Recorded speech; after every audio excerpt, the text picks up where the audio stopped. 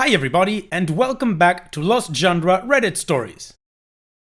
This post is from the subreddit Relationships, and it's by user KinoaFan. A girl, 20s female, who is a distant acquaintance messaged me, 20 female, on social media saying I can't go to the upcoming party of a mutual friend, 21 female, because she doesn't like me. Advice please? I'm not very good with people or interactions. This is a minor issue, but any advice is always nice. So, one of my close friends' birthdays is next month. She sent an open invitation on Facebook. I accepted. My friend Kelly is a nice, smart, and pretty girl, so she has a ton of friends. Lots of people will be at this party. I don't mind, she's a good friend who I'd like to make an appearance for, and I see that lots of mutual friends and acquaintances will be there and think it'd be fun to get out of my room and socialize for a bit. Well, a few hours after I accepted the party invitation, I got a notification someone had sent a message to my inbox. The message said, "Hey, I saw you intend to go to Kelly's party. That doesn't really work for me, so you need to not go. I kind of dislike you that much, okay? Kelly and I are better friends anyway, so you need to be the one to not show up. Okay, thanks, smiley face." This girl, Vicky, because it rhymes with icky, yeah, I'm immature. I don't know very well. She went on one date with my brother a year ago, and according to him, it sucked and she's a walking disaster. She also tried to be my friend before and after that date, and I admit I kind of blew her off because we didn't seem to have anything in common, and because, sorry to sound hippie-ish, I felt she had a bad vibe about her. I don't hate her or anything. Obviously, we aren't BFFs, but I would have no problem with Vicky being at the party. I figure we could exchange quick hellos and how are yous and be on our merry way. It's not like this is a close, intimate setting. It would be easy to avoid each other without causing a scene. And I really don't have a problem with her. I just don't think we are a good fit for each other. Anywho, I'm a very chill and laid back person, and I admit pretty socially awkward. I don't like or really know how to handle confrontation, especially when it's this aggressive. I was thinking of just ignoring the message, but my housemate, who is also a good friend of mine and will also be at said party, says I can't just not say anything because it looks like I'm complying with her request. So now I'm stumped. Sorry to have such trivial drama as my question, but does anyone have any advice on what I should do? Well, in my opinion, I'd say just ignore it. Something stupid like that, you just don't acknowledge it. You don't give any power to it. That's what bullies thrive on, actually getting acknowledged. They want attention. So I absolutely disagree with what your roommate said about if you don't say anything, then you are complying with her request. Why? Or maybe if you want to be a little bit petty, you just reply with a meme from The Lord of the Rings that says, "You have no power here," because she literally doesn't. Although maybe you might want to give a heads up to your friend Kelly because you're gonna go anyways, and if this girl Vicky starts making a scene, well, you'd want your friend to know beforehand because it could go sideways. But again, personally, I don't think I'd do anything except just leave her on read so that she knows that I read it and I don't care, and that's about as much as she's gonna get from me. And just go to the party and enjoy yourself, and if she is there and tries to start something up, just turn around, walk away, ignore her. Don't even acknowledge she exists. Because again, that's what bullies want, attention. So yeah, just go to the party, enjoy yourself, and spend a nice afternoon with your friends. Celebrate Kelly on her birthday and have loads of fun, OP. Anyways, what do you guys think about this whole situation? What would you do if you were in OP's shoes and you get a message like that? Let me know in the comment section, and now let's move on to the community comments to see what they had to say. DJ1974 says, "Don't reply. Message the person giving the party and say, hey, I think Vicky's Facebook was hacked because I got this message. Screenshot it." And I know she didn't send it because I've only met her a couple of times and basically had nothing to do with her. And no one is that stupid to think they can tell a stranger not to go to a party anyway. Can you let her know she needs to change her password? There's no point in me replying because it'll just go to whatever idiot is controlling her account. 1. It clues in the person throwing the party. 2. Lets Vicky know she was wildly out of line and no one has the right to do this, and you aren't even going to dignify it with an answer because she's acting like a child. And 3. Does so without drama. The only way Vicky can escalate this is by admitting that she did a thing that is already being discussed as so childish and a-hole-ish that she couldn't possibly be the one who did it. Rocky Flintstone says, tell Kelly, hopefully she will disinvite Icky from the party. Alternatives, you could ignore the message completely when you show up at the party. That will be your response, so you don't need a separate one. In my opinion, that's a good way to handle it because you're telling her that not only can't she boss you around or bully you, but she's so ineffective that she might as well not have written you at all. You could share the message out and shame her about it, like what kind of junior high school throwback would say that? It's a bullying message and most people won't respond well to it, but it could end up in an anti-Icky dog pile, which just means more drama, so...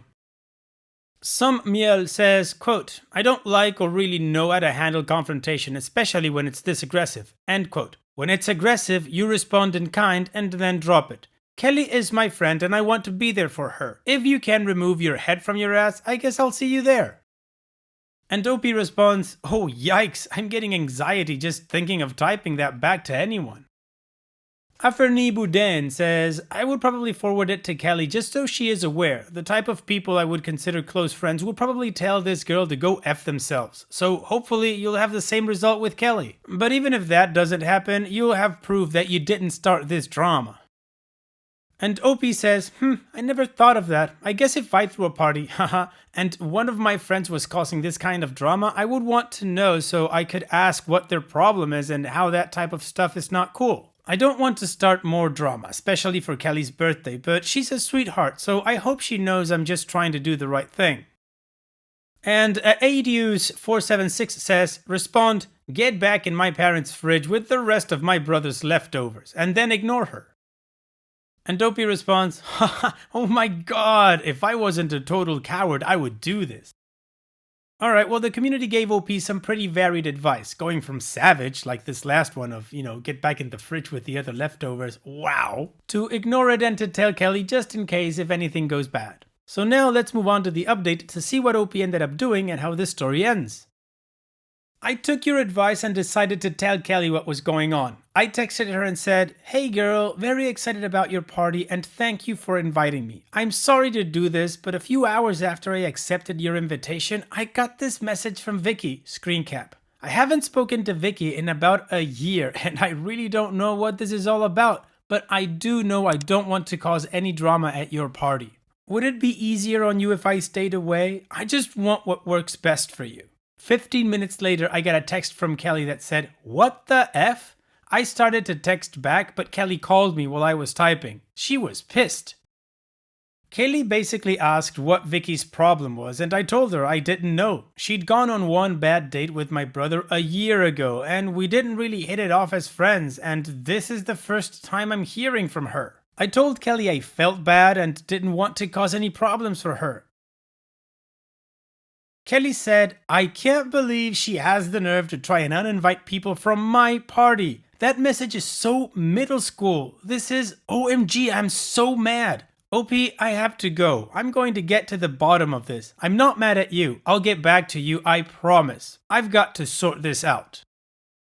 Well, long story short, Kelly called Vicky and basically ripped her a new one. Apparently, as told to me by Kelly, Vicky tried to act like she had no idea what Kelly was talking about until Kelly texted her the picture I took. Vicky then said I had to be making it up and that I've been bullying and harassing and stalking her and that I'm a jerk, etc. She basically tried to make it look like I made it up, hacked into her account, and that I've always treated her like crap. She then said because I treated her so bad, she didn't know why someone as awesome as Kelly would be my friend, let alone want me at her party, and that she, Vicky, could use her, Kelly's, support.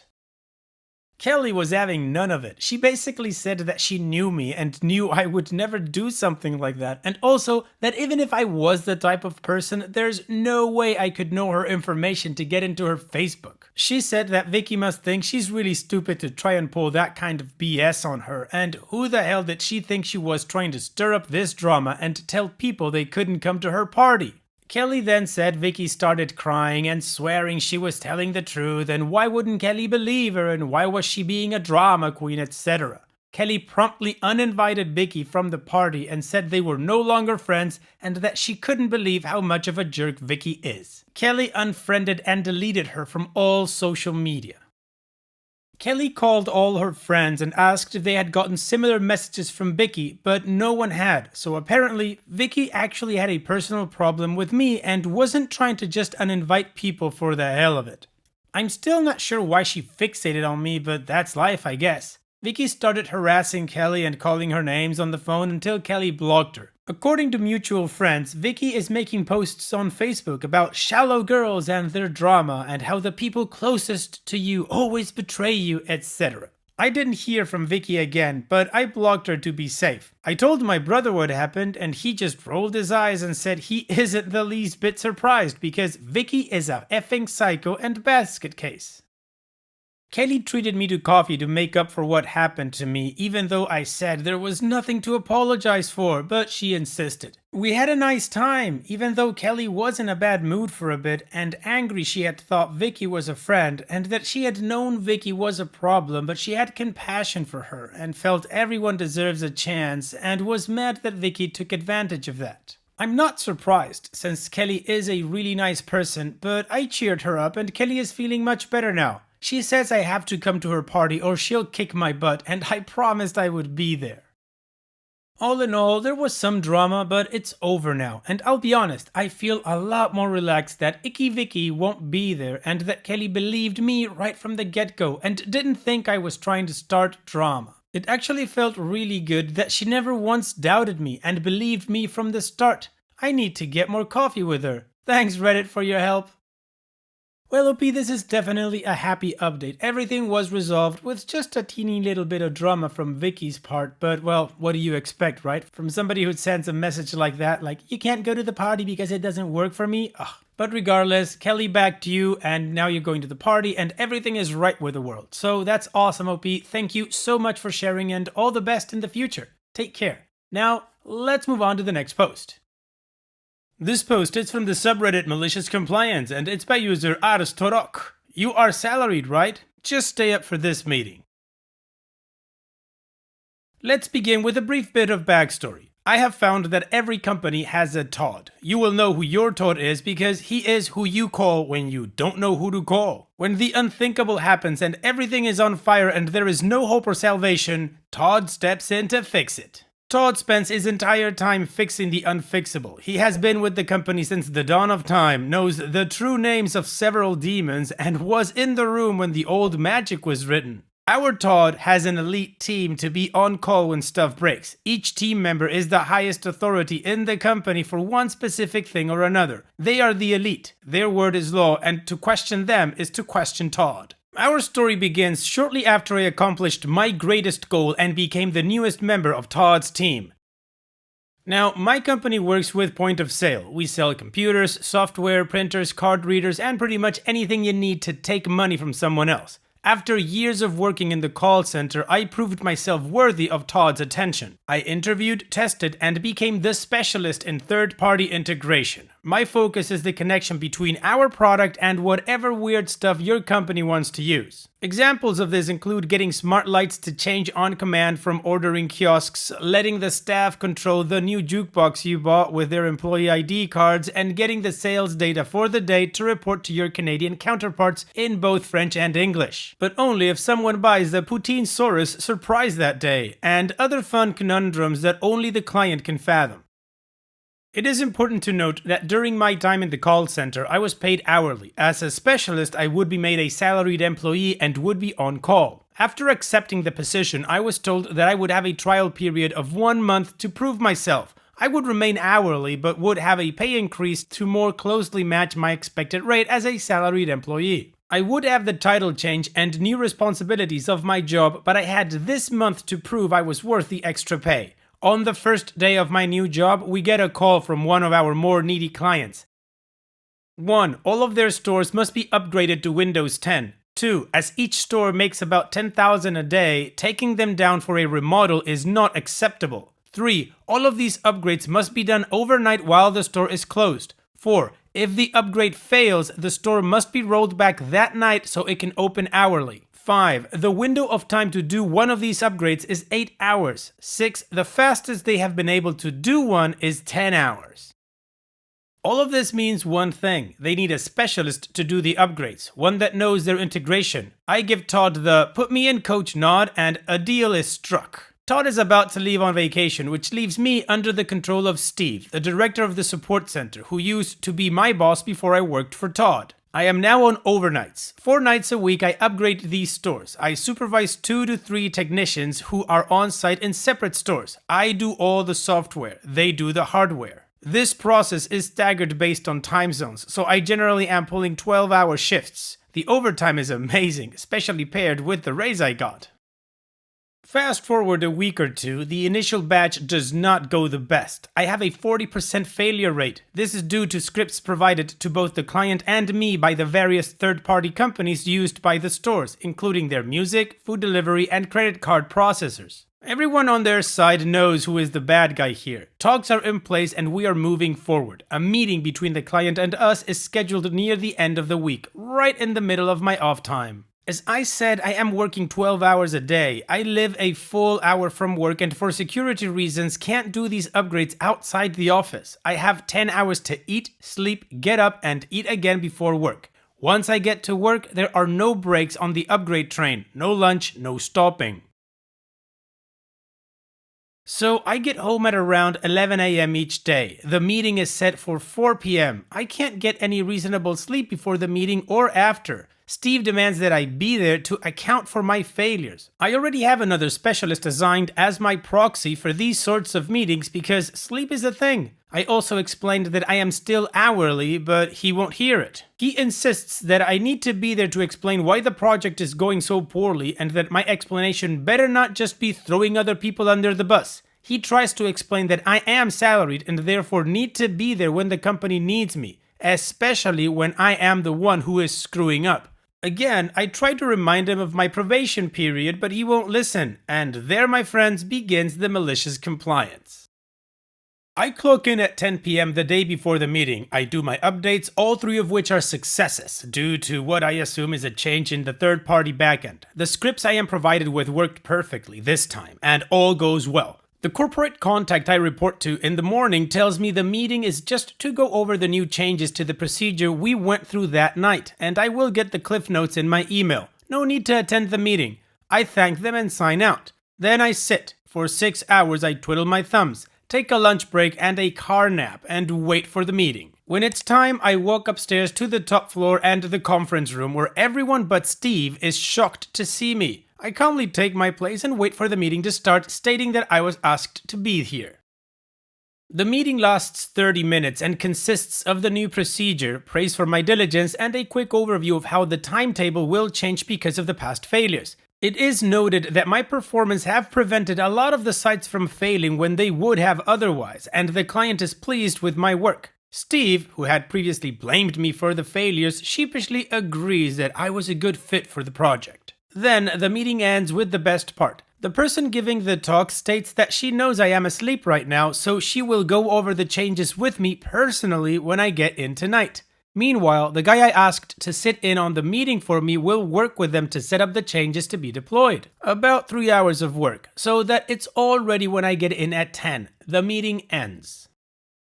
She makes a comment about the changes being done by someone with more experience and hints that it should be my responsibility. I cheerfully say that rather than waste my coworkers' time, I will just do the changes myself. I have my 3rd or 4th wind by now and I'm ready to go. At the end of day 2, I spent 36 hours at work. Caffeine is my only salvation, and we are almost done. Near the end, I am basically waiting for a technician at my last store to finish testing, so I tell him to call me and shut my eyes for about half an hour just to rest a bit. All is well, I get called, everything is green, the vigil is over. 2 of my friends insist on driving me home, where I promptly pass out into the most heavenly sleep I've had in ages.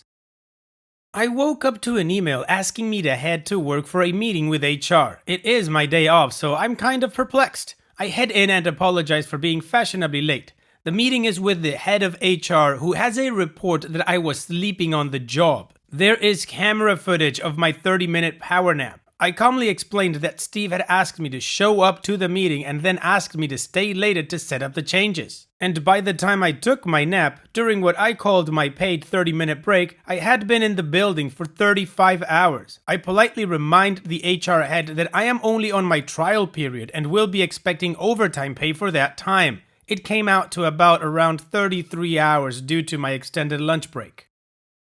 Todd returned from his vacation and tore Steve a new definition of duties. From then on, he would not be given control over Todd's team when he was away, and we would report directly to the CEO. The project was completed without much incident, and I passed my probation with flying colors. Steve would be fired several months later due to a similar situation where he threw someone so hard under the bus that everyone stopped and saw how uncool that was. He was replaced with a new Steve, who is a superior Steve in every way. Good job, OP. See you later, Steve. Thank you for sharing. And it's that time that we've reached the end of the video. I hope you enjoyed today's stories. I really did enjoy reading them to you. So if you did, then don't be shy and go ahead and give the video a like. And don't forget to subscribe or even share this video with people that you might think will enjoy my storytelling. Also, if you have the time, go down to the video description and check out all the links I have for you, from our Discord community to my channel merch. And finally, I'd like to say thank you for watching. It really means a lot to me that you enjoy my videos. And having said all that, I'll see you guys in the next video.